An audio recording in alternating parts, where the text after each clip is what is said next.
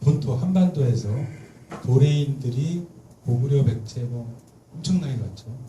특히 신라에 삼국 통일이라는 것은 그 엄청난 이제 엑서더스, 소위 말하는 탈주를 유발했기 때문에 그때 일본으로 한국 사람들이 조선인도 아니죠. 반도인들이 엄청나게 그런 기록들은 지금도 굉장히 많이 있고, 그래서 일본 문화에 이제 굉장히 중요한 뿌리를 이루었다라는 건데, 그래서 야요이 문화는 완전히 한국 문화라고 그 사람은 얘기를 해요. 한반도에서 넘어간 문화다.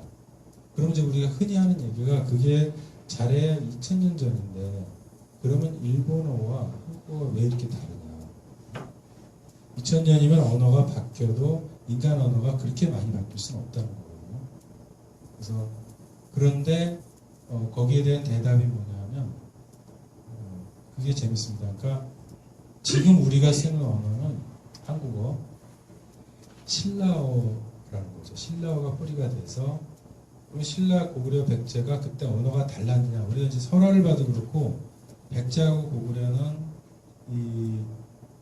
같은 형제였고 역사에 나오죠. 그래서 백제하고 고구려 사신이 만나면 통역 없이 얘기했고, 신라 사람들 김춘추가 가서 고구려 왕을 만날 때는 통역을 썼다는 얘기가 나오거든요. 그러니까 그 정도로 신라는 좀 약간 달랐고 고구려 백제는 언어가 굉장히 비슷했고, 그 사람들이 대량으로 일본으로 탈주한 결과, 그러니까 어떻게 보면 그건 아직 좀 가설이지만 일본어가 고대 고구려나 신라어와 상당한 관련이 있을 거다라는 것이 이제 학자의 주장이고요. 그래서 그 생각은 사실 되게 재밌는 생각인데, 일본 사람들은 치를 떨죠.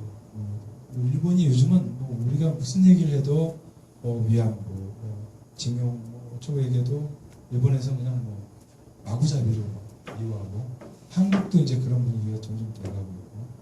근데 그런 우리가 어디서 실마리를 찾아야 될 것이냐, 이것이 이제 우리한테는 앞으로 이제 문제가 되겠지만, 이제 어쨌든 제가 이제 한국하고 일본 얘기만 잠깐 말씀드렸습니다만, 지금 우리가 이런 식으로 존재하는 한은 이제 계속적으로 이제 앞으로 한국하고 이제 일본 간에는 긴장이 있을 수밖에 없다라는 거고. 그러면 이제 지금 마지막으로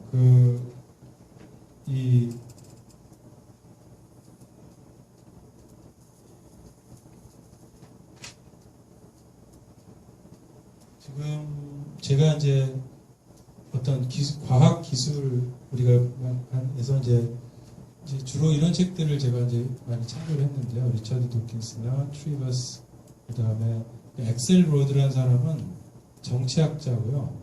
스미스라는 사람은 이제 바이오 매스매티션입니다. 매스매티션입니다. 그래서 저분은 이제 생물 수학, 저분은 잘 모르겠는데, 그래서 게임 이론을 우리가 이제 이 사회과학에 적용해서 두 분이 만나서 상당한 업적을 이루어서 지금 중요한 책들이 많이 나와 있고, 하나가 나와 있죠. 그래서 Evolution of Cooperation이라고 나와 있고, 제가 그래서 마지막에 이제 게임 이론을 제가 간단하게 이제 여러분들 리마인드 시키는 차원에서 간단히 이제 말씀을 드리려고 하는데, 그래서 이분들의 그 얘기 중에 이제 가장 저는 리처드 도킨스 같은 경우는 거의 저는 20세기, 21세기의 다윈이라고 저는 거의 감히 생각을 합니다. 그래서 어떤 제가 충격적인 얘기, 교회 다니는 친구가 이제 유물론자 XX 막 이러는데 제가 굉장히 충격을 받았는데,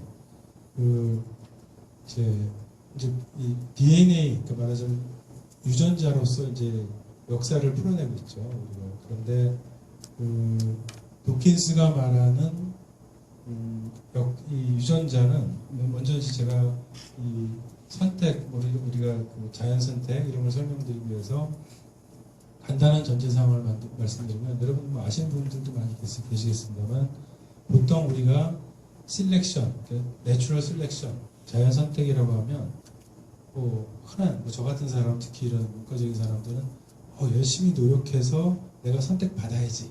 아니면 그러니까 특히 우리가 그 소셜 다윈이즘이라고 그래서 사회적 다윈주의 그게 이제 굉장히 위험한 결과를 가져왔거든요. 나치의 우생학 이런 것도 사회가 이제 우리가 종자개량을 해야 된다. 그래서 뭐 이런 막 장애인들 뭐 이런 사람들 게이들 막 학대하고 죽이고 이제 그런 시대가 이제 그게 사회적 다윈주의인데 그러니까 다윈의 생각을 이제 단순화시키면서 그룹으로 적용을 했어요. 그래서 그룹 셀렉션이라고 하는데 우리 그룹이 열심히 일해서 우리는 살아남아야 되고 우리가 그런 민족이 살아남는다. 열심히 싸우자 뭐 이런 거.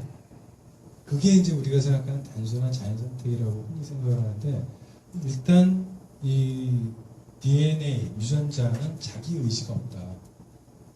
그것이 기본적입니다. 그리고 그야말로 그럼 그 사람 이 도킨스는 사람의 몸을 뭐라고 하냐면 우리 개체들 신의 하나하나 사람만이 아니죠. 하나하나의 개미 이런 개체들은 서바이벌 머신이다. 누구한테 서바이벌이냐면 그 DNA가 살아남기 위한 서바이벌.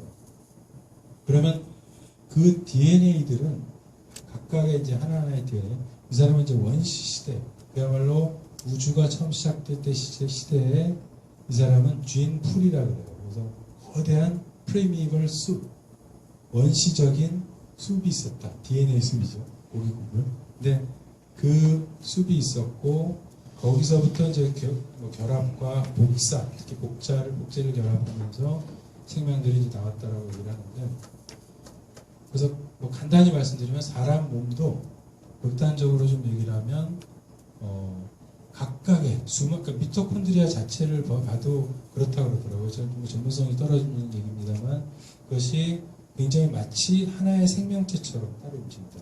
미토콘드리아가. 그러니까 우리 몸 내에서도 암세포 있으면 다른 세포가 공격하지 않습니까? 분명히 이거는 그래서 이것은 이제 이런 학자들은 어떤 사람 몸 자체 나는 나 자신이 하나다라고 생각을 하고 엄청나게 자기를 중시하는 사람들은 소중하게 생각하고 그렇지만 그런 관점에서 보면 이것은 거대한 군집체들이 모인 덩어리고 이들 덩어리는 각각의 다른 의지와 다른 목표를 갖고 있고 어떤 세포는 나를 빨리 늙게 만들어서 죽게 만들려고 하고 어떤 세포는 더 젊게 하고 있고 그래서 흔히 지금 얘기하는 그 젊음의 메커니즘이 재밌는 것이 주로 이제 호르몬제도 많고 막 그러지 않습니까? 근데 주로 나이 들면서 사람들이 떨어지기 쉬운 가장 중요한 것이 마그네슘, 아연 이런 것들이라고 하더라고요.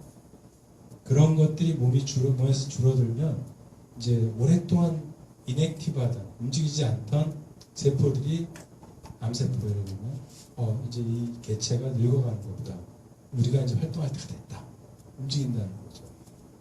그래서 그런 의미에서 그러니까 우리가 그러면 이 유전자는 어떻게 살아가느냐? 유전자는 릴레이로 살아가는 거거든요. 사람이 자기 자손한테 전해주고 그걸로 인해서 수억 년을 유전자는 살아가는 것이고 그러니까 영원히 그러니까 그렇게 만일 내추럴 셀렉션에서 중단되지만 않으면 아까 중성화 수술로 인해서 고양이를 대를 끊어놓지 않으면 기본적으로 자기가 살 수 있는 범위 내에서 그래서 우리가 흔히 이제 어떤 적자라고 하는 개념도 그러니까 자기의 유전자를 어떻게 하면 계속 어떤 주어진 환경, 변화하는 환경 속에서 살아남게 해서 다음으로 대를 넘기느냐. 리처드 도킨스가 어느 회의에서 강연에서 재밌는 얘기를 했는데 그래서 자기 어머니의 손을 잡고 사람이 어머니가 그 어머니의 손을 잡고 그 어머니가 어머니의 손을 잡고 계속 올라가면 이제 물고기하고 손을 잡게 된다. 그래서 우리는 그 어머니를 타타르 소스를 얹어서 먹고 있다. 얘기를 하는데 제 책에도 엘사에도 그런 얘기가 좀 나옵니다. 거기에 제가 근데 이거는 제가 이제 어떤 여러분들 수학에 능하신 분들이 많을 테니까 여러분들하고 한번 나중에 제가 한번 상의도 드리고 싶었던 생각인데 제가 이런 생각을 해봤고 그 책에도 그런 얘기가 있습니다. 거기 화자가 그 자기 생명을 끝내려고 하는 그 좋아하는 여자한테 하고 싶은 얘기예요. 왜 죽느냐, 너는 너 혼자가 아닌데. 근데 그 얘기 중에 어떤 게 있냐면 나를 바로 내가 위를 보면 엄마 아빠가 있잖아요. 어머니 아버지. 그분들은 각각 또 어머니 아버지가 있어요. 우리가 3대만 벌써 올라가면 저를 1대라고 했을 때 3대 올라가면 4분이죠. 4대 올라가면 8분이죠. 계속 올라가면 어떻게 되죠? 16명, 32명, 64명 계속 곱하기 2로 올라가거든요. 별거 아닐 것 같지만 제가 집에서 엑셀 가지고 한번 해봤는데 한 세대를 25년으로 놓고 우리가 예전에는 되게 뭐 20살이면 결혼했으니까 25년으로 놓고 쭉 시대를 올라가서 한 세대별로 이렇게 제가 곱하기 2를 해서 올라가 보니까 1500년대 정도 올라가잖아요. 100만 명이 넘어가요. 그 얘기는 뭐냐면 제가 100만 년 그러면 1500년대가 언제 임진왜란 때예요. 임진왜란 때 한국 인구가 제가 잘은 몰라도 아마 1000만 명이 안 됐을 거거든요. 그러면 한 500만 뭐 됐을 거 정도 생각하는데 조선 인구가 그러면 임진왜란 때 기본적으로 죽은 사람 중에 둘 중에 하나는 거의 제 조상일 가능성이 많다. 100만 명이 또 25년 중 200만 명 되고 근데 이렇게 올라가면 어떤 문제에 부딪히냐면 계속 올라가면 뭐 우리가 예를 들어서 10만 년 전에 지구상에 사람이 몇 명이었는데 그런 문제가 부딪히거든요.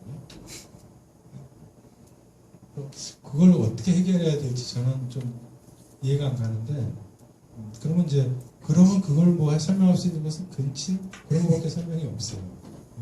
그래서 저는 이걸 제가 혼자 고민하다가 저는 수학적으로도 아주 이런 능력이 떨어지는 사람이고 혼자 고민하다가 그 책에는 그렇게 써봤는데 그거는 제가 좀 이제 하고 싶은 말씀 혼자 개인적인 부분이었고 그런 의미에서 우리가 이제 그게 유전자인데 유전자는 시간 여행을 한다는 거. 근데 이제 그것이 이제 리처드 도킨스의 기본 전제고 그 게임 이론에서는 우리가 서커, 취, 두라는 건 이제 못하고 그러저라고 세 가지를 보는데 서커는 이제 그야말로 바보입니다. 멍텅구리 아무나 믿는 사람, 무조건 착한 사람.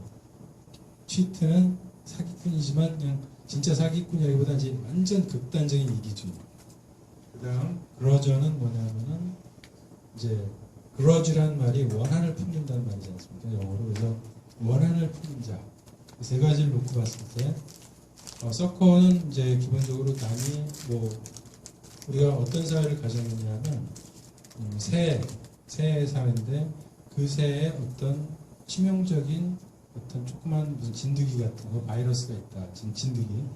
그 진드기를 다른 새가 쪼아주면 날 수가 있는데 그거를 남들이 쪼아주지 않으면 이제 자기 몸에 있는 건 털어내면 돼요. 근데 머리라든지 새가 자기 부리를 도저히 안 닿는 데들 있죠. 그런 데 닿으면은 이제 그 진드기가 앉으면 그거는 치명적이라는 거죠. 근데 이제 서커는 누가 나 좀 털어줘 그러면 바로 가서 털어줘요. 저처럼 착한 사람인 것 같아요. 되게 멍청하고. 그 다음에 농담입니다. 그 다음에 치트는 정반대예요. 남들한테 해달라고 하고 전혀 보상을 하지 않는 그것이 치트고 그러면 그러저는 뭐냐면요 자기가 일단은 누가 해달라면 해주는데 이제 그 사람이 그 새죠. 그 새가 다음번에 안 해주잖아요. 자기가 해달라는데 자기 안 해주잖아요. 그러면 평생 기억한다는 거예요. 절대 그 사람은 다시 안 해줘요. 그 새는. 그게 그런 원한을 품은 자. 이 사회가 이제 어떻게 발전하냐를 보면 착한 자만이 있는 사회는 사실은 그냥 별 문제가 없습니다. 서커만 있는 천국과 같은 거 모든 새들이 서로 도와주고 서로 해주고 서로 그런 사회는 당연히 이제 있는데 그런 사회가 그러면 가장 완벽한 사회냐 여기 위에 보면 evolutionarily stable strategy 그래서 진화론적으로 안정된 전략이라고 하는데 이것의 정의는 뭐냐면 그 개체 어느 구성원들이 그 전략을 따랐을 때 다른 전략은 도저히 그거랑 부딪혀서 이길 수 없다. 최고 갑 전략이 바로 ESS입니다.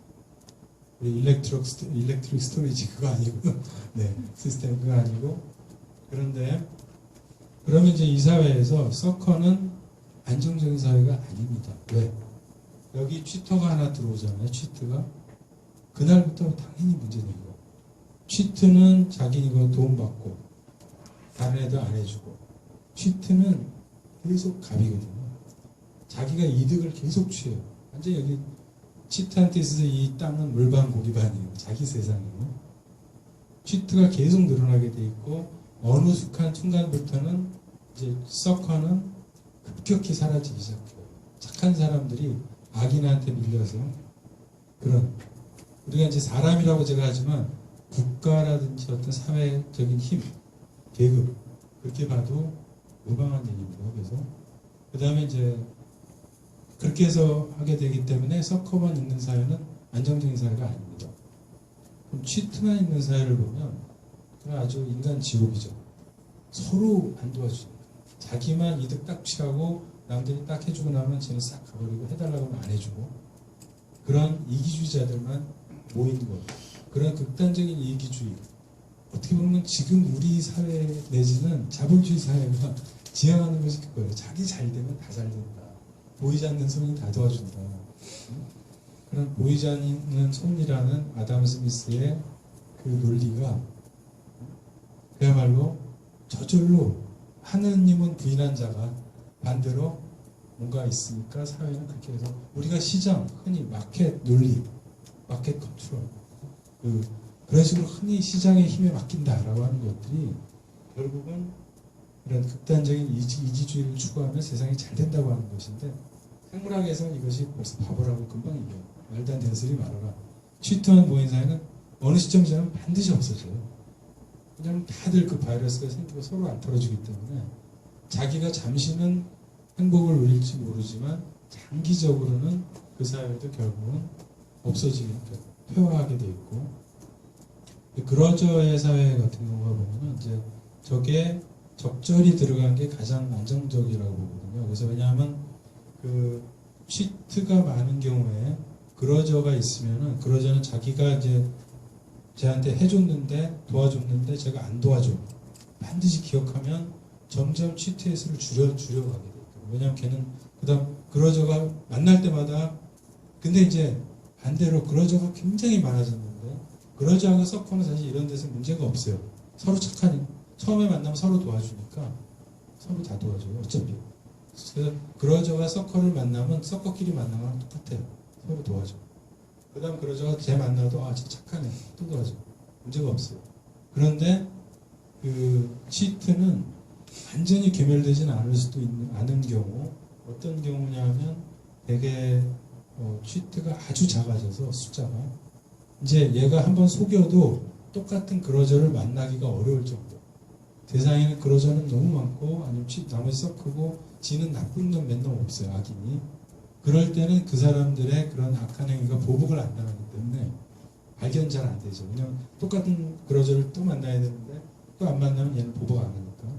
다른 그러니까 취트는 조금 살아남는. 그게 이제 우리가 진화론적으로 안정된 전략이다. 그래서 가장 그런 구성원으로 보는 거고요.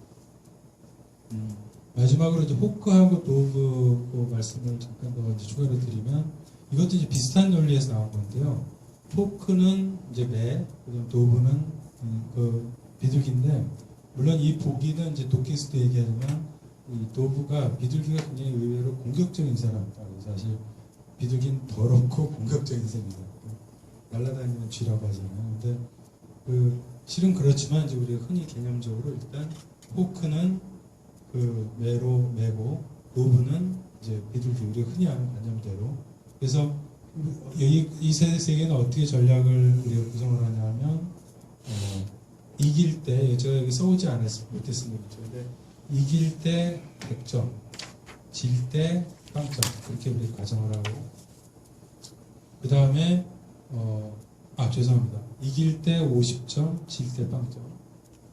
둘이 싸웠을 때, 호크끼리 싸우든 도브끼리 싸우든 둘이 싸워서 하나가 치면 진 사람은 빵점, 이긴 사람은 50점. 그 다음에 단지 이제 호크는 그러니까 그래서 호크가 아니라 죄송합니다. 심하게 이제 다치거나 싸워서 다친 경우는 마이너스 100으로 봅니다. 마이너스 100. 그 다음에 이제 호크 같은 경우는 어떤 전략을 취하냐면 그냥 싸울 태세만 취하고 실제 싸우진 않아요. 우리가 막 싸울 때 막 때리려고 하는 것처럼 뭐 이러다가 손만 잡고 서로 상처 안 받고 헤어지는 거. 그 도구가 마이너스 10 이렇게 보는데 그리고 나서 이제 마이너스 100 다시 한번 말씀드리면 이기는 거 50점, 지는 거 0점. 그 다음에 다쳐서 심하게 다치는 거 마이너스 100. 임의로 한 거지만 그게 주는 시사성이 있어서 그러거든요. 그래서 그 다음에 노부부처럼 그냥 싸울 자세만 잡는 거 마이너스 10. 왜냐면 시간 뺏기니까 싸우려고 막 으르렁대는 거. 남북관계 지난 70년 동안 그냥 뭐 으르렁댔고 뭐 충분히 좀 왔다 갔다 했지만 근데 그게 이제 그 마이너스 10점인데 이걸 가지고 이제 우리가 막상 이제 그 점수를 매겨보면요. 호크와 호크 간에 만나면은 서로 누군가가 죽어라고 싸우거든요. 하나가 죽을 때까지 싸워야 됩니다. 지금 중동이 그렇고 사실 중동은 뭐 서로 막 호크라기보다는 한쪽이 미국이 이제 주로 강한 힘으로 막 밀어붙이고 막 탄을 퍼부어서 그 시리아니 뭐니 정말 그 아무 뭐 상관없는 나라가 가지고 그 완전히 괴멸을 시키는 거거든요. 나라에다가 무기 팔고. 근데 어쨌든 호크와 호크가 싸워서 하나가 지니까 마이너스 50이 나오죠. 하나는 0 나오고 한쪽은 심하게 다치니까 마이너스 50. 죄송합니다. 하나가 죽으니까 마이너스 100. 그 다음에 한쪽이 이기니까 50. 즉 평균 마이너스 50입니다. 그렇죠? 노부끼리는 뭐 만나도 싸우는 거 없으니까요. 근데 그 마이너스 50이면 나누면 마이너스 평균 25가 되고 두 개가 개체들이 호크만 사는 개체들은 마이너스 25점이 평점이고 그 다음에 호크와 도브가 싸우면 그게 재밌습니다. 싸움이 안 되거든요. 호크는 아까 뭐 공격을 한다고 하지만 도브는 그 공격 다 피하고 도망가든지 어쨌든 싸움이 안 돼요. 물론 호크가 이기니까 플러스 50이죠. 도브는 빵점이니까. 그래서 일단 50점이 나오고 그 다음에 도브는 안 다쳤으니까 마이너스 10점이에요. 그러니까 40점이고 이걸 평균으로 하면 20점이에요. 평균이라고 하면 개체수로 나누는 거죠. 평균의 복지는 20점이에요. 아까보다 훨씬 좋거든요. 그래서 우리가 이제 그 복잡한 식은 오늘 제가 이제 제가 원래 때 수학 잘 못해가지고요. 근데 이 생략을 하고 간단히 말씀드린다면 평균을 내보니까 호크 12분의 7 호크가 12분의 7을 차지하고 이 도브가 12분의 5를 차지하는 사회가 가장 ESS 그러니까 진화론적으로 안정된 사회다.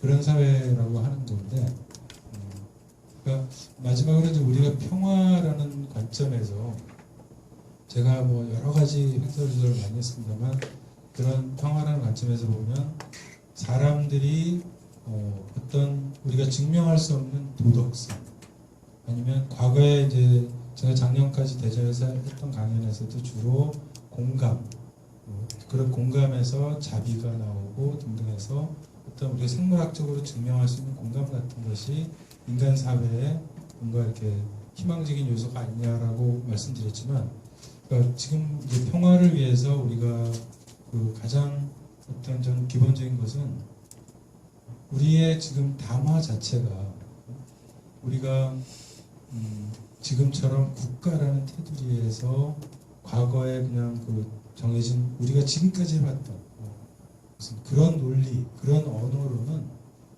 더 이상 인간 사회에 저는 이런 이 현대사회의 설명을 충분히 할 수 없다고 저는 생각을 합니다. 그래서 저는 극단적으로 이제 이런 학자들 아까 주로 제가 좋아하는 학자들 좀 이름 썼습니다만 이분들의 책을 보면서 물론 이제 도킨스라는 분이 뭐 맴스라는 개념을 집어넣어서 맴스는 문화고 비물질인데 마치 유전자처럼 뭐 그건 만들어낸 말이에요 도킨스가. 그래서 MEME 그래서 맴스가 어떤 문화적 코드 DNA인 것처럼 한번 우리가 노래 튠 같은 거 뭐 누가 한번 얘기하면 유행하면 저쪽에서 유행하고 퍼지죠. 그런 것도 존재한다. 그건 쥐인으로만 설명할 수 없다라고 하는데 저는 그 대목에서 도킨스한테 제일 실망했습니다. 개인적으로. 뭐 제가 그런 대학자한테 실망해봤자겠지만, 근데 왜냐하면 저는 이제 이 문화도 사람의 정신도 언어도 물질로 푸는 날이 올 거라고 저는 믿습니다.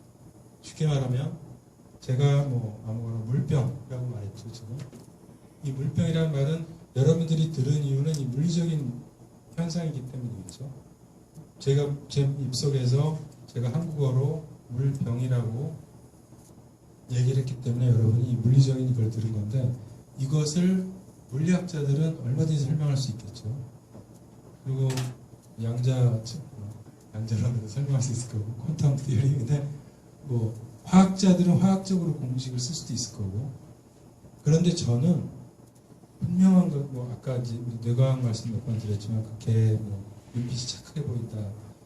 이 사람의 언어 어떤 개념도 제가 물병이라는 순간 제 머릿속에 있는 어떤 컴퓨터의 프로그램으로 보면 어떤 랭귀지처럼 어떤 소프트웨어가 작동을 했고 그거는 어떤 뉴런과 뉴런을 연결하는 덴드라이트와 어떤 화학물질 우리가 그건 정확히 모르죠. 수억 개의 그런 뉴런들이 서로 막 교신하는 결과거든요. 그 결과 제가 물병이라는 얘기를 한 거지 어떤 가스 같은 정신 스피릿에서 존재하지 않는 비물질에서 나온 것이 아니라는 거죠. 그러니까 물병이라는 것은 소리로서 존재하는 물리적인 현상일 뿐만 아니라 제 머릿속에서도 분명히 어떤 그런 회로가 생화학적으로 존재했고 잠깐이지만 여러분 머릿속에도 이게 존재하고 있기 때문에 그러니까 우리는 흔히 문화는 비물질이다, 정신이다. 그럼 물리학의 영역이나 생물학의 영역이 아니다라고 얘기하지만 저는 그렇게 생각하지 않습니다. 방금 말씀드린 것처럼 분명한 물질의 영역이고 우리가 그거에 대해서 먼저 우리의 생각, 정신에 대해서 우선 합의를 볼 수 있어야 되고 그래야만 공통된 언어로 얘기를 할 수가 있거든요. 그래야만 아마 뭐 우리가 뇌과학자들 아니 뭐 심장외과 의사들 심장 열어놓으면 물론 뭐 이것 잘라야 되는 저것 잘라야 되는데 혹시 싸움이 있을지 모르겠지만 그 사람들은 열어놓고 심장 열어놓고 보면 아마 똑같은 시선들을 되게 할 겁니다. 서로 그 진단이 똑같기 때문에 관찰하는 것도 똑같고 근데 우리 문제는 그것이 안 되고 평화가 이루어지지 않는 것은 한쪽에서 알라라고 한쪽에서 제호바라고 그러고 뭐라고 하고 서로 막 하는데 그런 언어를 하면서 처음부터 들이대면 영원히 그거는 이제 어떤 공통 언어를 찾을 수가 없거든요. 물론 이제 뭐 사회적인 것들, 경제적인 거, 특히 세계적으로 이제 어떤 정부가 돼야 된다, 심지어 정부가 없어져야 된다. 그런 사회적인 논의들은 뭐 얼마든지 있을 수 있고 거기에 대해서도 저의 또 어떤 개인적인 그런 의견들이 있습니다만 오늘 이 자리에서 말씀드리고 싶은 것은 과학이나 기술이 저는 어떤 강력한 힘, 효율적인 에너지 이런 것보다 더 급한 것은 인간에게 있어서 생각이 무엇이냐, 정의가 무엇이냐를 우리가 어떻게 물질적으로 아니면 그것도 어떤 경제학 같은 그런 우울한 억지로 끼워 맞춘 그런 하나도 맞지 않는 하나도 아니겠지만 경제학자들은 별로 안 좋아하겠지만 맞지 않는 그런 과학이 아니라 과학의 언어를 쓸 수 있겠느냐. 물론 상당한 어려움이 따릅니다. 그게 이제 도킨스 책에도 있습니다만 우리가 자동차 고장났는데 그걸 가지고서 양자 물리학으로 설명할 수 있겠죠. 왜 고장났는지. 그렇지만 설명하려면 너무 어렵죠. 그래서 이제 뭐 여러 가지 그 학문이 발달을 한 거겠습니다만 그럼에도 불구하고 우리는 우리 시대에 맞는 그리고 아까 그 개가 착한 눈 보이는 이유가 그런 어떤 신경 두 개 딱 발달하면서 착해 보입니다. 그것은 상당한 우리가 과거에는 저 사람 기운이 안 좋아하고 아니 무슨 미신이냐 저 사람 굉장히 실은 착해, 눈빛 봐, 뭐 그런 것들이 우리가 건드릴 수 없는 기의 세계 같은 비과학이라고 이야기를 했습니다만 지금은 그것이 과학적으로 점점 설명 가능하다. 선과학까지는 아니더라도 착해 보이는 거 악해 보이는 것은 설명이 벌써 가능해지고 있다는 거죠. 그래서 아마 여러 가지로도 앞으로 가능할 것이고, 제가 이건 약간 이제 마지막에 좀 문담 비슷하게 말씀드리면, 우리가 주역, 좀 거꾸로 이제 마지막에 과학을 얘기하다가 미신을 얘기한다고 하지 마시고, 그러니까 주역을 보면 이제 그거는 막 통계식으로 뭐 어떻게 되고 이렇게 저는 그런 거라고 이해를 하고 있는데, 그러니까 뭐 주역이 공부하자가 아니고요. 전 결론이. 그러니까 우리가 지금 가지고 있는 이런 유전학이라든지 그 진화 생물학이나 이런 것들은 사람한테 그런 실마리를 주고 있기 때문에 우리가 그 방향에서 좀 더 계속 그 과학자들이 뭔가 방법을 찾아서, 그리고 언젠가는 그래서 우리가 뭐 예이츠의 시가 왜 이 시가 아름다운 거를 물리학자가 설명할 수도 있어야 된다.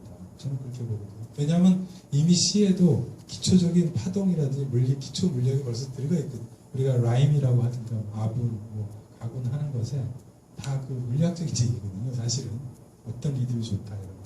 그래서 그런 면에서 저는 언젠가 우리 세통사가 그쪽에서 많은 공헌을 또 할 날도 올 거라고 보고요. 오늘 여기서 제 얘기는 여기서 마치겠습니다. 그리고 잠깐 여러분들 또 말씀하실 거 있으면 듣겠습니다. 아이고, 공부 많이 해야 되겠습니다. 질문해. 물좀 드시고.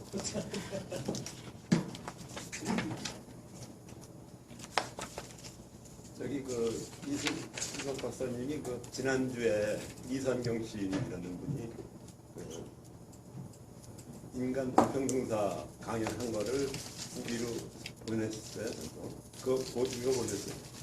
아직 못 봤습니다. 그걸 보셨어야 되는데 거기에 이제 인간 불평등 문제 이거하고 상당히 관련이 되는데 유발 하라리가 인간 사피엔스 돼가지고 이제 왜 정의 문제 아까 여기서 얘기한 그런 생명체 숙성 이런 걸 얘기했는데 이성경 씨는 그걸 확대해서 동물 생물권 전체로 확대를 했어요. 그래서 상당히 도킨스의 이기적인 유전자 그거하고 상당히 맥락을 잇는 그런 강연을 했는데 그 책 아직 안 보셨죠? 인간 불평등사. 네, 못 봤습니다. 그거 한번 보시면은 상당히 지금 연구하시는데 도움이 될 것 같고, 저는 이제 그 질문이 혹시 여기 다른 분한테도 같이 제가 여쭤는데 제가 재밌는 거를 하나 발견했어요. 허만 칸이라는 분 얘기 들어도 허만 칸 모르죠? 근데 우리 알고 있습니다. 네? 알고 있습니다. 그분 이론 지금 말씀하시는 게 어떻게 보면 포지티비즘이라는 거